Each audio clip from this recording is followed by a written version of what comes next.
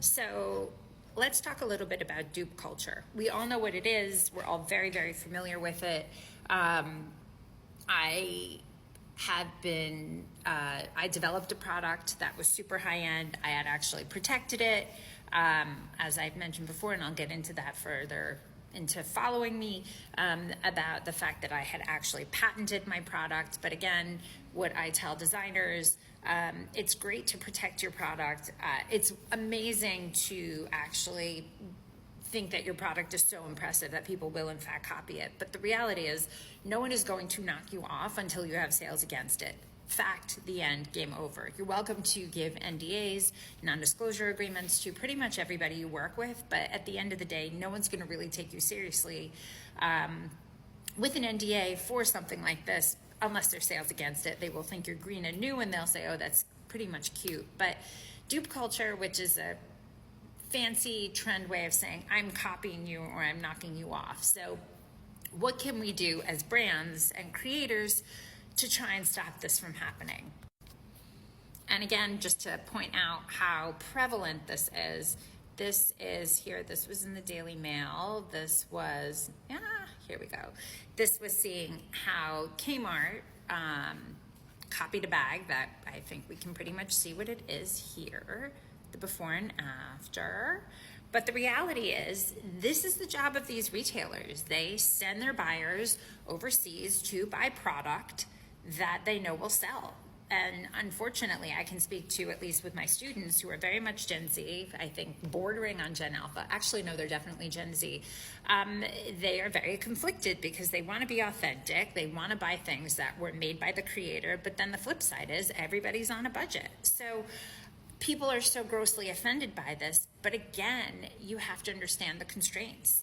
What are people doing? How much money do people have? And people really don't have a lot. And there's a 30% rule that if you change the product 30%, then technically, as per the law, and I'm not a lawyer, just want to throw that in, I do not take what I'm saying as legal advice, 30% change, then it's a brand new product. And if anybody knows anything, there's two major bags that have really been copied more than anything. We have the Lululemon bag, the crossbody bag, which I'm sure you guys have seen, and this Uniqlo Moon bag.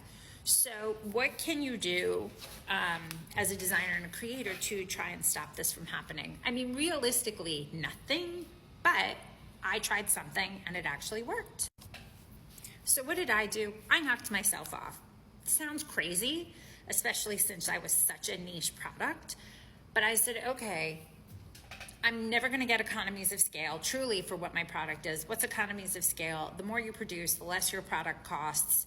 A lot of designers struggle with this, truly to try and find a balance, because if you don't have enough production, you don't have enough orders against your product, then you're kind of screwed, and then you have to charge more for your product, even if the materials don't warrant it. The labor and the time that's been put into making it, that explains it. So when I hear designers saying, oh, it's limited edition, it's bespoke, to everybody else in the industry, that means you just don't know how to make more of them and still make money. So what I did, I knocked myself off. I found a small leather goods and wallets company. I had a licensing deal with them with my patent, which is, I believe, the only way I probably could have gotten away with it to have done this deal. And why was this important? There, the bags right there. Again, L Girl RIP. But I knew that in order for my brand to grow, my products needed to be well under, I mean, when they were sold at retail in leather and high-end beading, they were sold at least over $150, and they were small, so it was hard to explain that. But in this case, they were, in most cases, under $24.99. So that's a huge difference, totally differently made. The materials were not high-end. They were made in a completely different, they were made in mass, they were made in bulk. I had them sold at completely different retail channels. My high-end brand name, which is a very important point, my high-end brand name was Yasmina. When I knocked myself off, immediately trademarked it, which we all know that's been an issue.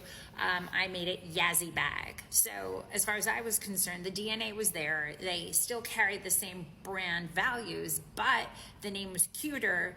And I think, in my opinion, it tied back to having a lesser price version, i.e. a dupe. So going back to understanding who your target customer is, I knew who were these people. We were talking people that were younger, college age, much younger demographic, because this was who I know could probably afford this bag and would also, again, keeping in mind it was a little bag that went on your hand and we're on the go, this is where I knew I could find another market. And whoops, my head's in the way. Here's an example of what it looked like, and oh my God, check it out. There's my Motorola phone.